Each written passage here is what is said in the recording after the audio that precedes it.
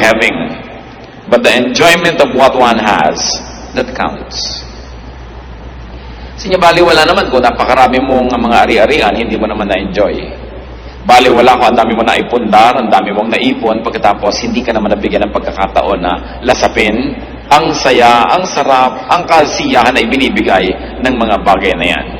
So not all who possess enjoy the possession. And it is one irony of life. So many people work so hard to put up many houses that they never get to live in. Many people work so hard to have many vehicles that they never get to ride and use because of many reasons. One of them, the law of physics, that a man could be only one place at one time. So hindi mo naman na-enjoy yung marami. Marami kang binibili mga damit, pero gaano karaming porsyento sa binibili mong damit ang talagang naiisipan mong gamitin at gusto mong isuot. Kung minsan, pag naisuot mo minsan ng isa, hindi ka nasarapan, nakatihan ka o nahirapan, hindi mo na halos gamitin uli. Pero ayaw mo namang ipamigay, ayaw mo namang alisin sa cabinet mo, pampasikip sa iyong buhay. How much percent of the pairs of shoes people have, especially to those who have many pairs of shoes, do they really get to use often? So sabi, ang dami-dami ng taong pinagsisikapan, pinupundar, pero hindi naman niya ito na-enjoy. And what is the lesson that Solomon is trying to teach us? Enjoy what you have. So you must survey your surroundings, inventory your possessions, and enjoy them all. Isang mahalaga na apat natin nakikita na bubuklat. Subukan nyo magbuklat kayo ng mga cabinet, marirealize, ay may ang ganda pala akong panyo dito, ay may maganda pala akong pamaypay, may maganda pala akong ganun, pero hindi ginagamit. Kasi baka maluma, baka masira, kasi maganda. Pero naluma na ng naluma, at kung hindi man yun ang naluma, kayo ang naluma. No? Kaya mamaya, hindi nyo na rin yan nagamit. Kung minsan magbubukas ka ng mga cabinet ng mga pagkain, ang daming magagandang mga canned goods, masasarap, nag-expire na sa katagalan, ay pinag-iintay ng special visitor para buksan, at naluma na at nakuba na yung lata na baliwala. Solomon is saying, baliwala ang lahat ng iyong tinamasa, pagkatapos inipon, yung pala hindi mo naman magagamit. So every so often as possible, you must take a look and take an inventory of what you have and decide to enjoy what you have. And if you think that you cannot enjoy it in the next 3 or 6 months, give it away. No? Pati po mga damit natin, pagka hindi niya nagamit ng 6 months yan, in the last 6 months, ibig sabihin hindi niya na magagamit yan, ipamigay nyo na para magamit na yan ng iba. Kasi laging hiniwalay mo na, gusto mo na ipamigay, pero nung tingnan mo ulit, teka, maganda pa to, balik na naman sa cabinet. No? Pero ang nangyayari lang, nagiging liability. Do not be obsessed with conservation. Do not be obsessed with preservation.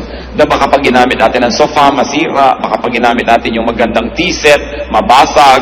Baka pag ginamit natin yung magagandang baso, mabasag yung isa, hindi na sila pares-pares. Kasi kung nabasa, kung nasira, naluma, sa paggamit, sulit yon. Pero kahit bagong-bago at ang ganda-ganda, naghihingalo ka na, namatay ka na, hindi mo nagamit, yun ang baliwala. Yun ang sayang. And many people don't want to use precious and beautiful things for fear of losing them. Alam niyo yung kasabihan, something's lost and something's gained in living every day. So kung meron kayo isang magandang bagay at ginamit nyo at saka gagamit nyo na wala tuloy, ganun talaga buhay. Talagang may nawawala, may dumadating, may umaalis. Pero hindi nga nawawala dahil naka-estante, naka-cabinet, naka-lock. It's as good as wala. Kasi hindi natin nagamit. Ang dami mga tao, ang dami nilang Bibles. Pag-araw naming Bible, pero isa lang naman ang ginagamit nila, you give it away. So that people will have good use for your Bibles. Except if you're a scholar and you're always wanting to refer to different versions, but give them away. Ang dami nating gamit, kahit tayo tinatawag na mahirap o hindi tayo mayaman, ang dami pa rin nakatago. Ang kagandang mga panyo, mga bordado, hindi na nagagamit kahit kailan. Yung pala hahawakan niya pagka siya'y nakaburol. Ay, ang ganda ng panyo ng patay. So, gamitin. Do not be obsessed with fear of breaking things. Ganun talaga, things get broken. Parang natatakot ka palang mabalian, so hindi ka na nag-sports. Natatakot ka palang malunod, so hindi ka na lumangoy o nag-swimming. Natatakot kang bumangga yung sasakyan, so hindi ka na umaalis ng bahay. Dapat ang tao na bubuhay siya ng buong buhay, ginagawa niya lahat ng pwede niyang gawin para makaiwas siya sa mga sakuna at ipinapasa Diyos na niya yung resulta nun. But go on living, because life is short. As we have been told that life is 70 years. And if one was very healthy, probably 80. Pero hanggang doon pa rin yun, maiksi yun, kaya hindi dapat sinasayang ang mga sandali. Karamihan, itinuturo sa mga pulpit na tulad nito, sa mga religious gathering, na lagi na lang magtiis ka, magtipid ka, pero hindi yun ang nakikita natin talaga itinuturo sa Biblia, lalo ni Solomon. Because God likes us to have a full life. Life is a gift from God. It is not a problem to be solved. It is a gift to be enjoyed. And a very high level of spirituality is to find the maximum enjoyment in life that God has pre-designed and God has preordained for His people to enjoy. Hindi naman tayo nilikha ng Diyos para parusahan o torturen. Nilikha niya tayo para lasapin natin ang kanyang kabutihan at ang lahat ng kagandahan ng kanyang loob. Of course, things will wear out, things will depreciate, things will fade and tarnish, even disintegrate. But if that happens, well, you are deriving enjoyment and satisfaction from those things, then they would have served their purpose. Basta gamit ang gamit, sulit. Pero kung hindi lang gagamit, baliwala. Bibili ng pagkaganda-gandang sofa, tatakpan ng plastic, at nakaupo sila lahat sa mga bangko, nakaupo sa tabo, sa lata, sa lalagyan ng floor wax, no? Dahil ayaw gamitin ang sofa. Meron ang ganda-gandang kusina, tapos nandun sa dirty kitchen gumagawa. Ano sasampahin mo? Sabi, good morning kusina, ayaw kitang galawin, no? Gagawa ng mga magagandang mga ilaw, tapos ayaw pasindihan. Bakit pa? No? So, kailangan ang tao nagpapasalamat sa Diyos. At isang paraan ng pagpapasalamat is to enjoy what God gives us. Parang kayo, pag nagregalo kayo sa isang tao, ang gusto nyo makita, ginagamit niya yon. Hindi itinatago lang niya sa estante.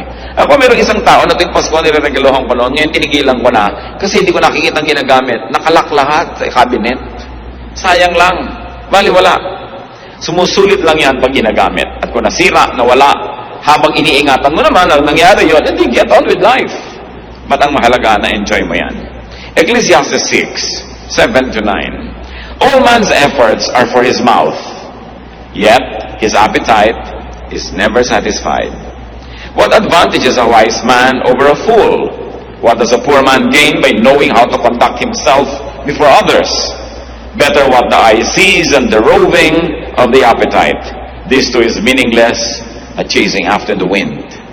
Pag atin pong inanalyze ang philosophy ni Solomon, masyadong deconstructive kung minsan dun sa nakasanayan ng marami na dapat gawin.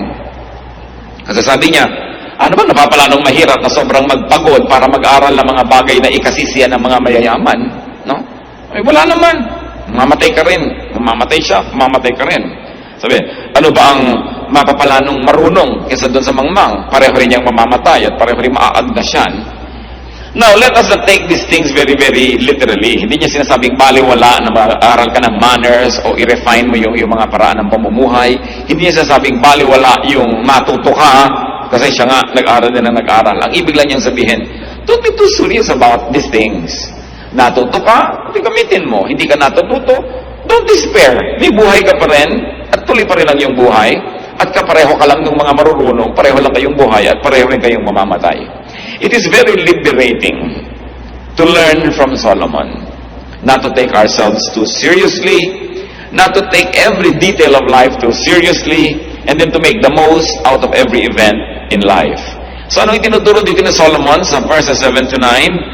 Enjoy only what you have and do not covet what you do not have. Sabi niya, better what the eye sees than the roving of the appetite. Mabuti yung hawak mo na kaysa sa yung inaasa mo na malayo. So sabi niya, kung anong meron ka, yun ang iyong enjoyin. Marami pong tao miserable, hindi masaya, hindi kontento. Kasi kung ano yung meron sila, hindi yun ang kanilang ina-enjoy. At kung ano yung wala, yun ang inaasam. Hindi na magtutugma kahit kailan yung supply at demand. At lagi na lang siyang, laging parang kulang. Parang sabi ni Percy Bysshe Shelley, isang Ingles na makata, we look before and after. We don't look at the now. We look before and after and pine for what is not. Ang hinahanap ay yung wala. Ang gusto ay yung hindi pwedeng mangyari. Kaya lagi na lang kulang at kulang. Mga kapatid, anong ibig sabihin to enjoy what you have? and not to covet what you do not have. It can mean misery, it can mean happiness, kung naintindihan natin ang ibig sabihin nun. Lahat ng tao, meron po tayong pag-aari. Meron tayong atin. Meron tayong sariling bahay. Kung hindi man, nire-rent mong bahay, o kaya nakikitira ka, arkinin mo sa iyong puso na ito yung bahay ko. Pero kung ang laging isipin mo yung bahay ng iba, hindi ka nasasaya. Ang bawat tao may trabaho, may profesyon, may ginagawa. Kung ang lagi mo kinakaingitan yung ginagawa ng iba, ano lang mangyayari sa buhay mo? Lahat tayo may kakayahan, may talento. Lahat naman tayo may ilong. May tao ba namang walang ilong? Pero laging ilong ng may ilong ang kinakaingitan mo at gusto mo maging korte ng ilong mo ang ilong niya, hindi ka talaga sasaya. Ang sinasabi ni Solomon, ayan ka, maraming binigay sa iyo ang Diyos. May mata ka, may ilong ka, may kamay ka, may kulay ka, yan ang kutis mo. Ba't laging gusto mong maiba yan? Kaya lagi ka nalang laging kulang, kaya lagi ka nalang hindi masaya. Desiring this man's art or that man's scope, with what I most enjoy, contented least. Sabi naman ni Shakespeare. Lagi nila gusto ko yung kaya niya, yung ginagawa niya, yung talento niya. Kaya tuloy nagsisikap ang tao at sabi ni Solomon, napakaraming pagsisikap ng tao dahil lang sa inggit sa kapwa. Kaya lang naman aral lang aral, hindi naman dahil gustong matuto, dahil gusto niya mas mataas yung grade niya kaysa sa kanyang classmate. Kaya naman palaki ng bahay, hindi naman dahil kailangan kasi nakikipag-compete pala siya sa laki ng bahay sa barangay nila o kaya sa mga kapatid niya o sa mga pinsan niya. Sabi niya, so much of what man does is born out of envy. Kaya nakikipag-compete. No? Tama na sana yung kanyang waistline, pinapalit pa kasi nakikipag-contest pala siya sa isang mas maliit naman yung baywang. Hindi ka natitigil dahil sabi nga sa Desiderata, there will always be the greater and the lesser person than yourself. So what is important is for you to be at peace with yourself. Ito yung height ko, ito. Ito yung weight ko. What I'll do is I'll do my best so that I'll be healthy, pero kung talagang doon na lang, ito ako. Ito yung kulay ko, ito yung buhok ko. Kaya napakaraming tao nakakalbo. Sa dami na nang inilagay ng mga asupre sa ulo para mag-straight ang hair. No? Kung kulot ka ba, di kulot. Marami ka pang mahuhuling insekto. Bakit laging kailangan iba? No? And because of the evils of advertising that forever makes you unhappy with yourself, forever making you covet what other people are and what they have, then people end up being unhappy. So do not covet what you do not have. Ecclesiastes 6:10 to 11. What exists has already been named, and what man is has been known. No man can contend with the one who is stronger than he. At sino yung nire-refer dyan na stronger? Ang Diyos. The more the words, the less the meaning. And how does that profit anyone?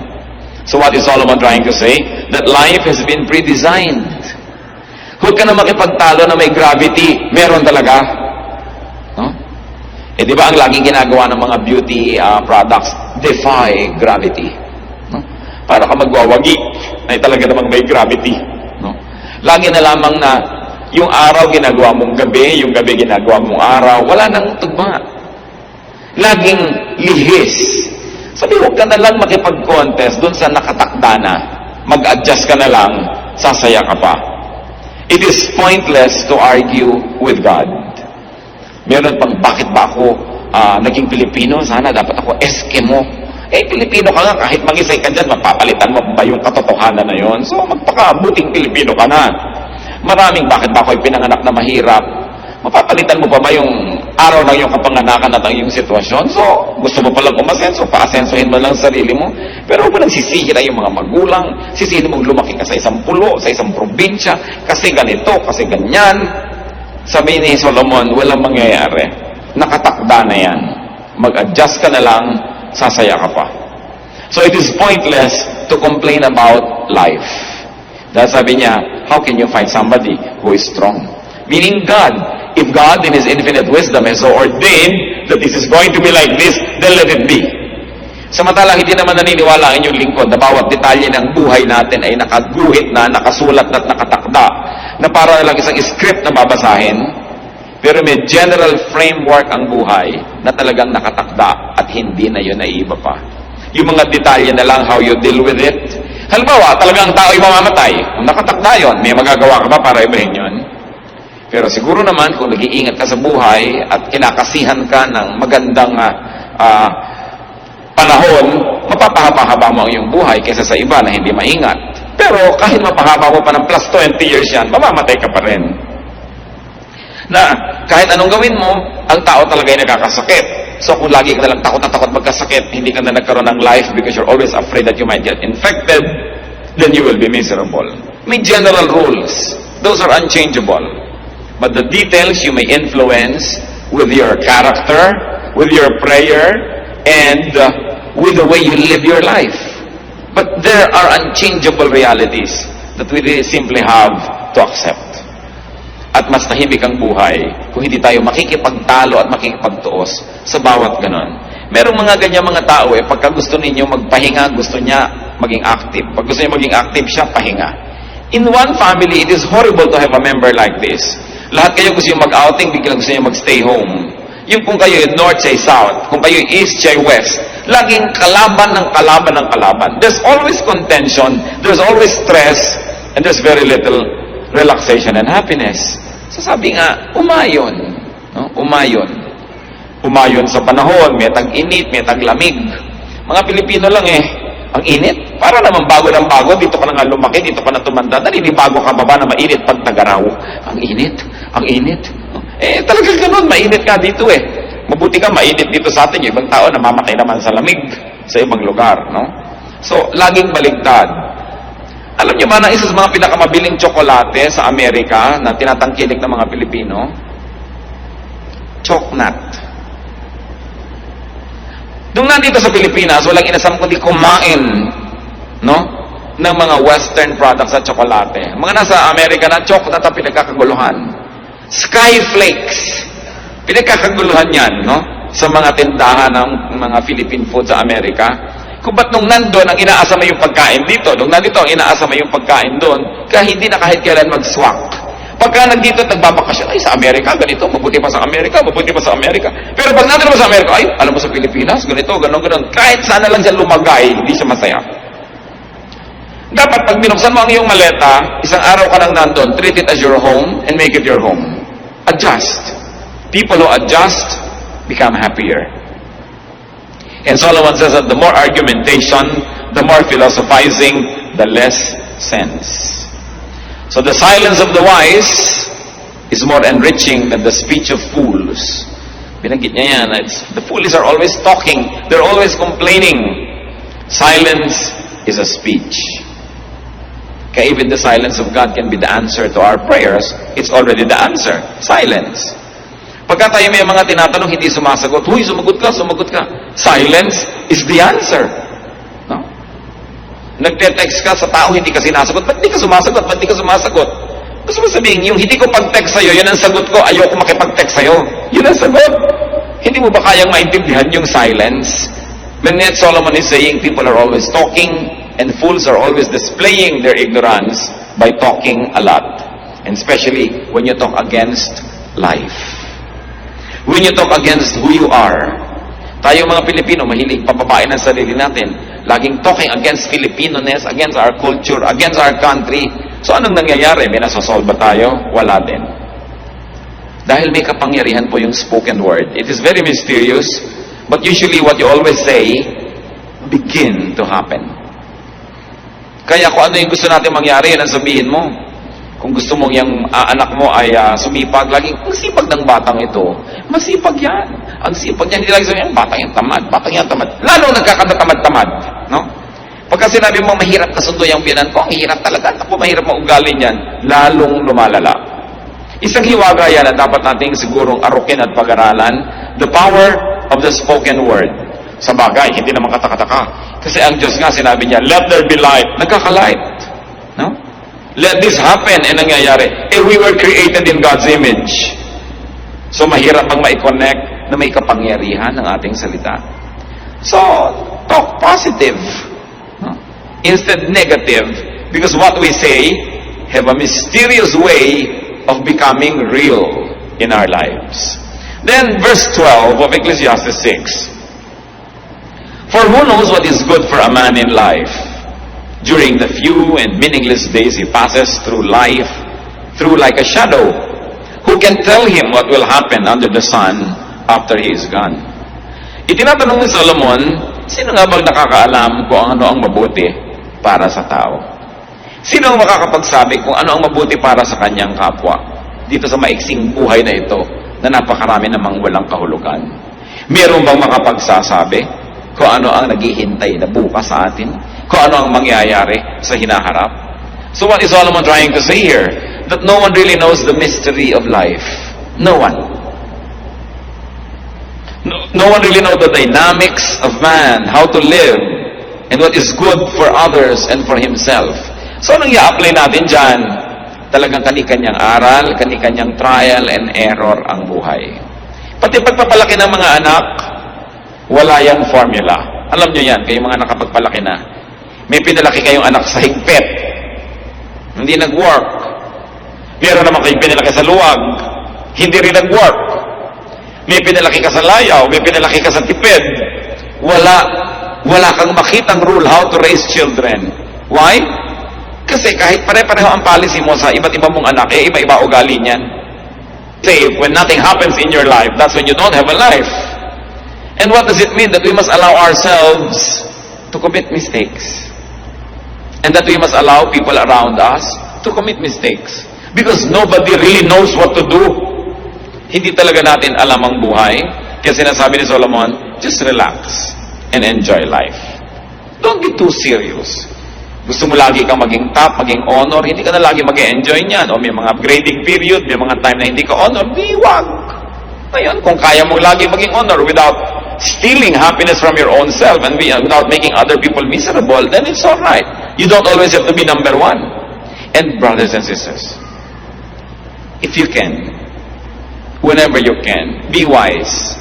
Don't be number one. Yan ang isa sa mga pinakamahirap na mga pasanin sa buhay, that you are number one. Una, mahirap maging number one. Pangalawa, ang hirap i-maintain ang pagiging number one. Wala ka na gagawin kundi i-maintain yan. Look at many students, ang mga honor students, they are robbed of their childhood. Lagi na lagi sinusubsub ng nanay sa pag-aaral. Hindi na naging bata kahit kailan. Hindi na nakapag-enjoy na maging bata. Kasi may obsession. Kung obsession ng magulang, yung anak niya laging malinis, hindi na nag-enjoy ang bata. Parang manika na nasa eskaparate. You know, a child must be clean enough to be healthy, but dirty enough to be happy. Parang bahay din. A house must be clean enough to be healthy, but dirty enough to be happy. Kasi kung minsan parang hospital na yung bahay mo, ang higpit pala nung misis na nakatira doon, no? Pati yung asawa, pagka humiga sa kama, nalukot. Tumayo ka, nalukot. Ayusin mo na natin. You know, nilalayasan ng asawa yung mga ganon. There must be a little carelessness, a little, relaxation for life to be nice. Merong mga tao, nakahiga na lang at lahat, may makikita pang kaprasong palito sa sahig, babangon pa para linisin. Sobrang obsessed. Pero, you don't only make yourself a slave, but you make everybody else around you miserable, especially when they do not share your enthusiasm, and they are compelled to dance to your music. Kaya dapat din natin ginagawang goal, yung madali tayong makasama, yung masarap tayong kasama. No? Hindi yung napakahirap kang kasama, lahat para nakatungtong sa dulo ng sibat, kailangan mag-balance ka, lahat ng gagawin mo din, numero, so hirap na hirap ang iyong kasama. Let others enjoy their lives. Why? Because Solomon said, nobody knows how to live life. So don't pretend that you know, and don't pretend that you can impose on others how to live. Hindi ko mo ikaw ang kumikita, hindi ko mo ikaw nagpapakain sa yung mga tinatangkilik, yung style mo na lagi ang masusunod, yung haba ng patilya, gusto mo ang patilya ng lahat ng pakain mo sa buhay, yung paraan mo ng pagkain, yung timpla ng iyong suka, ang gusto mong masunod ng lahat, dahil ikaw yung may pera. Giving people around us the freedom that God has really intended for every human being is one of the greatest gifts that we can give to people. Napakarami pong buhay, mga kapatid, hindi talaga naipamuhay ng may-ari kasi nakasunod lang sa anino ng iba. Lalong-lalo kung meron tayong tatay o nanay o lolo o tita na very domineering, and they also happen to be economically powerful, Many lives are never lived. They just become footnotes of the life of the people who control them. Ang Diyos ay hindi niya ginagawa yan. Binigyan niya tayo ng freedom. To the point kasi Adam and Eve, sumuway na. Hindi naman niya hinawakan yung kamay para huwag sumuway kasi binigyan niya ng freedom. And because we really don't know, nobody's really sure what works and what doesn't, we must permit the other person, those who are near us, to live life in the way they think they should live it. We should not even impose our morality, even our religious beliefs on others, because even a religious belief is very personal. Ayaw mong kumain ng ganito, huwag mong ipilit sa iba. Ayaw mo ng ganitong gawin dahil sa iyong morality, huwag mong ipilit yan sa iba. Kasi tayo, isa-isa, kanya-kanyang haharap sa Diyos. Kanya-kanya tayong mananagot. Ecclesiastes 6:12, for who knows what is good for a man in life? Talagang napakaraming susubukan mo para mo malaman. No one really knows what is good for a man in life. Tanong, lahat ba ng mga financial advisor mayaman? Diba ang dami ngayon, may bagong profession ngayon sa bangko, yung wealth manager. Ang itatanong mo na, teka muna, wealthy ka ba? Hindi po, empleyado po ako dito. Anong malay mo na mag-manage ng wealth ko? Wala ka naman palang wealth, no? At hindi mo naman pala nagawang wealthy ang iyong sarili. Mga counselor, no, kaya kung counselor, itong tama. Teka, tahimik ba ang buhay mo? Payapa ba kayo mag-asawa? No? Tahimik ba ang iyong pamilya? Tapos counsel ka ng counsel dyan. So, do all counselors enjoy a peaceful life? Are all doctors healthy? Are all caregivers strong? Are all preachers godly? Can fortune tellers tell their own fortunes? Bakit marami manghuhula na mamatay, hindi nila nahulaan na mamamatay sila? No?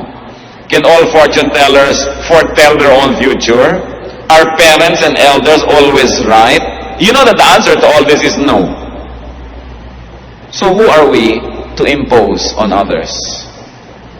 Ang Diyos ang lumikha sa bawat isa sa atin. Meron tayong mga hiram na mga roles. May authority ka over your children, over, or your students, kung teacher ka. Pero hiram na role lang yon kasi ang tunay lang na authority, Diyos. At ang Diyos, God sets people free. God allows people to know even through elimination and through committing an error. So they say, it was wrong, then I know I'm better now. We must never live the lives of others for them. At yan ang problema ng mga taong sobrang dominante. Control natin ang lahat.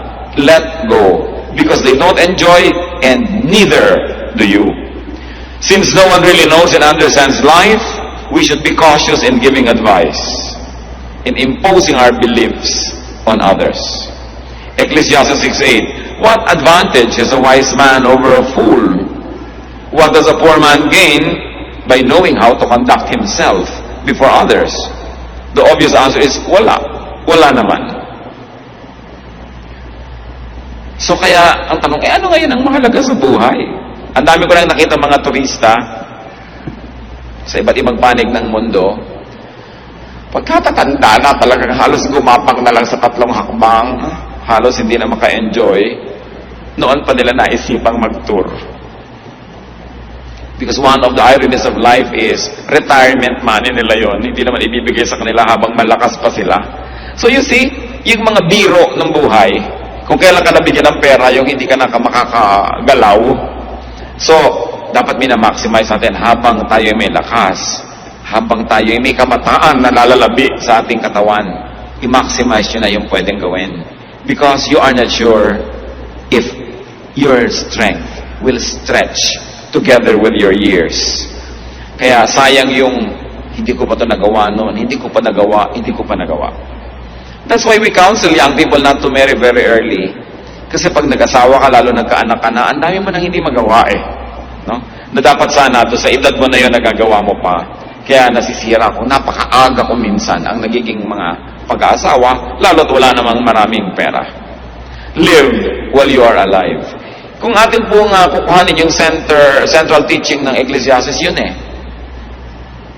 God gave you life, live it to the fullest. Don't let others live it for you, and don't live their lives for them. So what do you have that you do not enjoy? Dapat siguro balikan natin yun. Ecclesiastes 6:9, better what the eye sees than the roving of the appetite. Mas mabuti pa yung nasa sayo kahit konti kesa yung malaki pero hindi naman sayo at inaasam mo lang. Ang ibig sabihin nitong si Solomon. Mag-review tayo mga kapatid. Anong meron kayo na hindi nyo na-enjoy? Maaaring mga material possessions, maaaring talent or skill, maaaring friendship and social skill, kasi hindi pwedeng walang-wala ka. Laging meron ka. May kaibigan ka, may kakilala ka, may kakayahan ka, may talent, meron kang damit, meron ka sigurong bahay, kung ano man yon. Pero isang pagtataksil sa kabutihan ng Diyos na yung meron tayo, hindi natin ma-enjoy. Pagkatapos, aasam-asam ka dun sa nasa iba at wala ka. Baligtad. At ito pong Ecclesiastes 6:9 na ito, napakalinaw sa contemporary English version. Sabi, it is better to enjoy what we have than to always want something else, because that makes no sense. It makes no more sense than chasing the wind. Aming Diyos, kami po ay nagpapasalamat dahil marami kayong binibigay sa amin. Kung kami binigyan mo ng anak, salamat. Kung kami binibigyan mo ng asawa, salamat.